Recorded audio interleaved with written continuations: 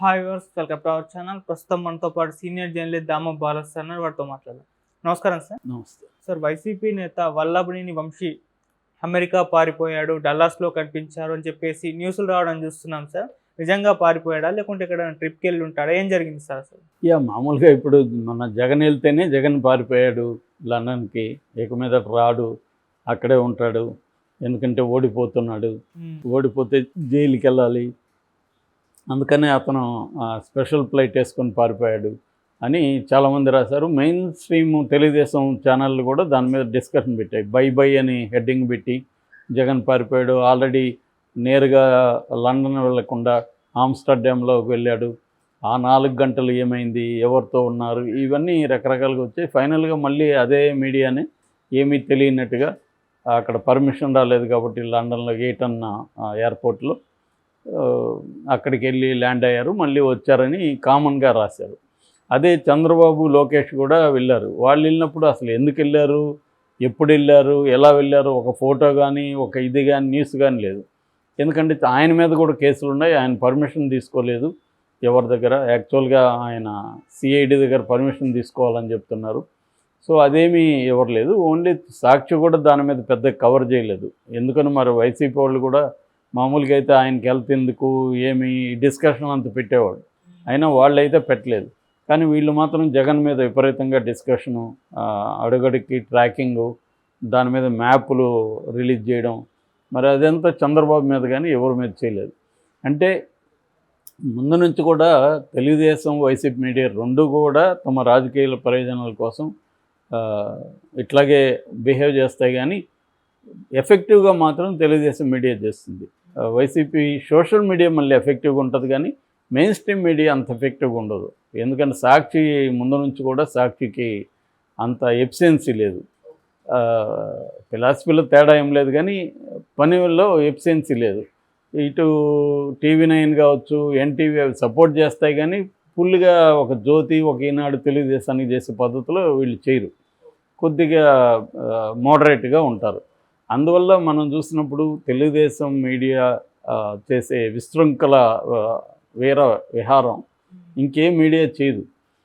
మొన్న జగన్ది latest example. అదే అంతకుముందే లోకేష్ వెళ్ళాడు, ఎవరికి తెలీదు, న్యూస్ రాలేదు. చంద్రబాబు వెళ్తే కూడా ఎవరికి తెలీదు, సింపుల్గా ఆయన ఆరోగ్య పరీక్షల కోసం వెళ్ళారు అని రాశారంతే.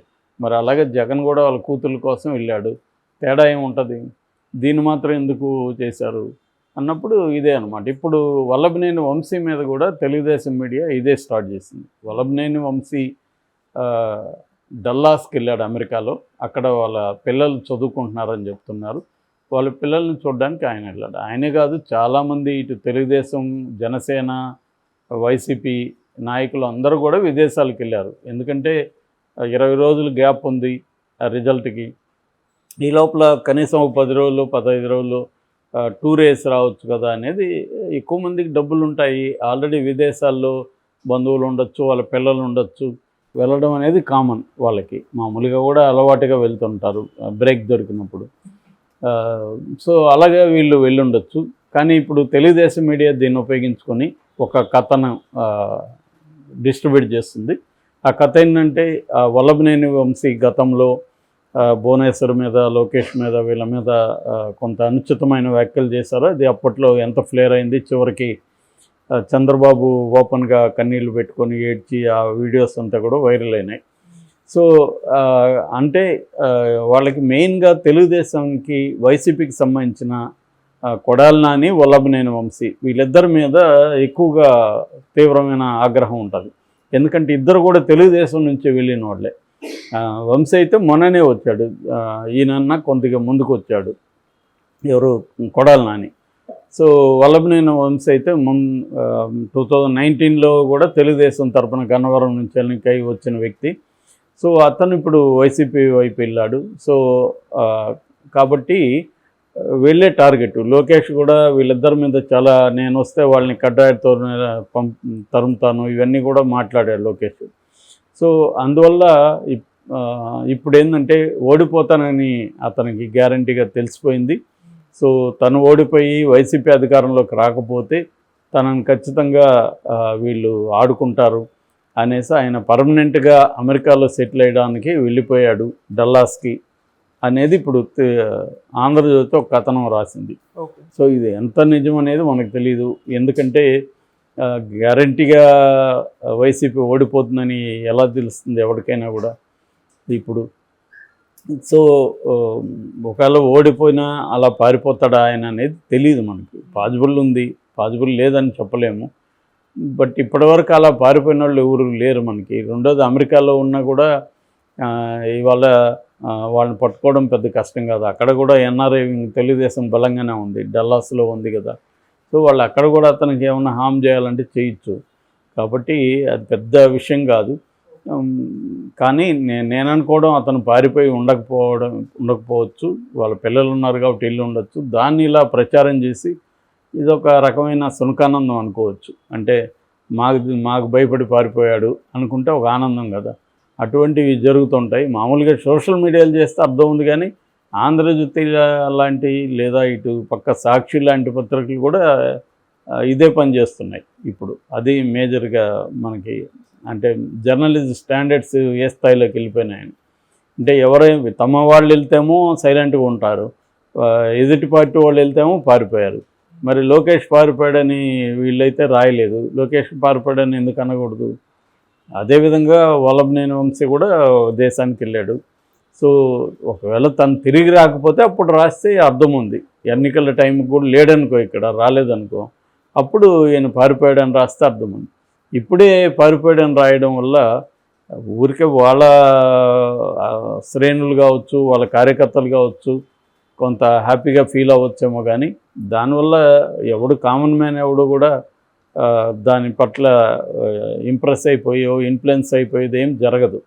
ఎందుకంటే అన్ని వైపు రెండు పార్టీల్లో ఉండేవాళ్ళు ఇప్పుడు పవన్ కళ్యాణ్ వెళ్ళాడని చెప్తున్నారు, ఇటు చంద్రబాబు వెళ్ళాడు, లోకేష్ వెళ్ళాడు, ఇంకా చాలామంది కూడా నాయకులు వెళ్తున్నారు.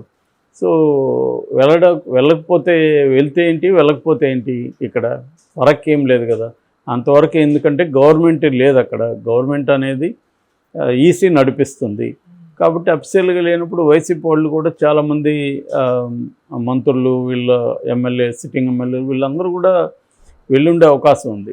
సమ్మర్ ఒకటి ఇక్కడ. సో కాబట్టి విదేశాలకు వెళ్ళి కొంత రిలాక్స్ అయ్యి రావడం అనేది జరుగుతుంది మామూలుగా. సో దీన్ని కూడా ఒక ఇష్యూ చేసి మాకు భయపడి వెళ్ళిపోయాడని చెప్పుకోవడం అంటే సునకానందం తప్ప ఏమీ లేదు. దానివల్ల అంటే మేమంటే భయం స్టార్ట్ అయింది వైసీపీలో అని చెప్పుకోవడం. భయం ఎప్పుడు స్టార్ట్ అవుతుంది? ఎన్నికలు జరిగి వచ్చినాక. అది కూడా పూర్తి మెజారిటీ పోతే ఏం భయం ఉండదు, వాళ్ళకు కూడా స్ట్రాంగ్గా ఉన్నిందనుకో అంతే ఈజీ కాదు బ్యాటిల్ ఎప్పుడు కూడా.